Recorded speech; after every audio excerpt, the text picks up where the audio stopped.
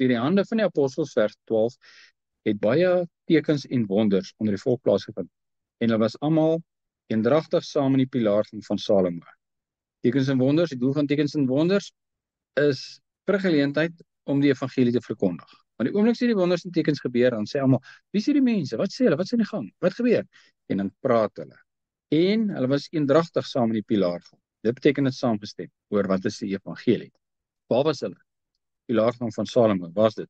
Die tempel. Hoekom in die tempel? Want dit is waar hulle altyd was. Hulle was selfs saam met Yeshua altyd in die tempel. Maar daar het 'n verandering plaasgevind.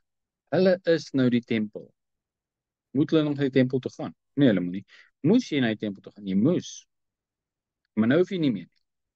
Nou gaan hulle nog steeds. Nou daar kan 2 redes wees. Dis waar die mense is met wie ek wil praat, daarom gaan ek soontoe, of die Heilige Gees het nog nie aan hulle openbaar nie, om te sê, tyd van die tempel is verby. Tempel het nie meer 'n waarde nie.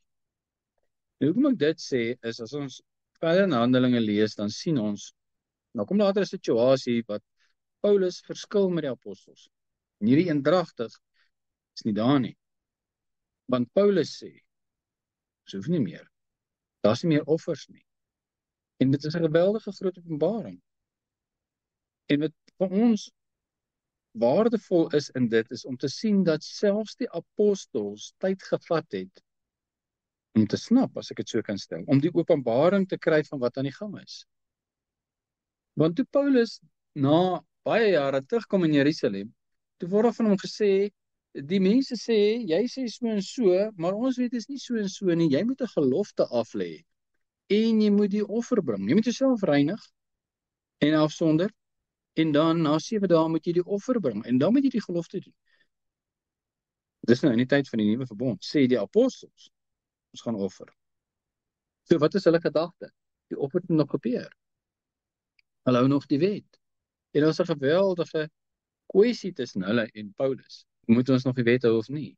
En dan verklaar Paulus vir ons natuurlik in die boek van die Romeine, daar's geen verskil tussen 'n Jood en 'n Griek nie. Wat is 'n Jood en wat is 'n Griek? 'n Jood, 2 stamme, Griek is 10 stamme.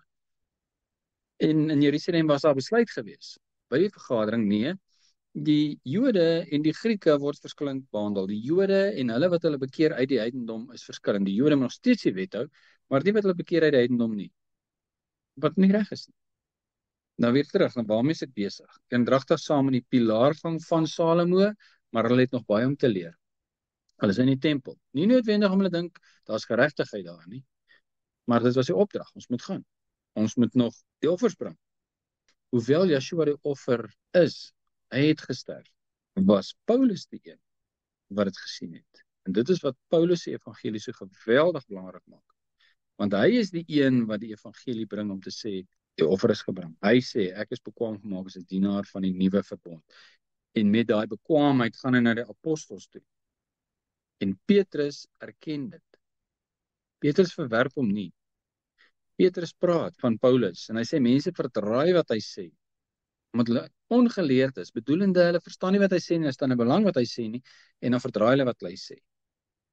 En dan sê Petrus, hy sê dinge wat moeilik is om te verstaan. Want hulle het 'n tree gehad om te gee van wat hulle geken het, wat hulle saam met Yeshua gedoen het. Naamlik wat? Hulle het die wet onderhou. Hulle het die offers gebring, hulle het die feeste gehou. Hulle was daar.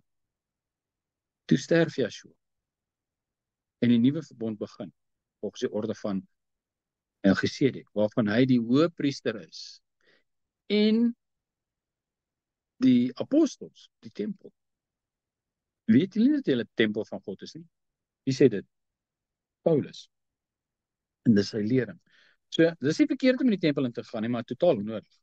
So dalk het hulle gegaan, omdat die mense daar was, as hulle 'n goeie rede gewees het. Later het hulle na die sinagoge toe gegaan. Hoekom? Want die mense is daar.